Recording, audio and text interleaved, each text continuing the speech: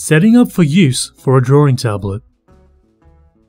If you're using a touchpad device or a drawing tablet, you can enable the Use Touchpad Device option by clicking the Options button under the General tab. Check the box next to Use Touchpad Devices. Click OK to save your changes. Continue watching this tutorial for more details on setting up DrawPad for use with a drawing tablet. To set up DrawPad for use for a drawing tablet, start by ensuring that your drawing or graphics tablet is properly connected to your device. Once you've confirmed the connection, open DrawPad. Click the Options button located on the Home tab. Under the General tab, you will find the Use Touchpad Devices option.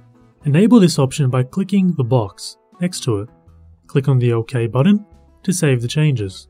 To test the setup, go to the Drawing tab and choose any drawing tools. When using a touchpad or drawing tablet that supports pressure sensitivity, you will notice that the thickness of your strokes will vary based on the pressure you apply. For more DrawPad tutorials, visit the address shown on your screen.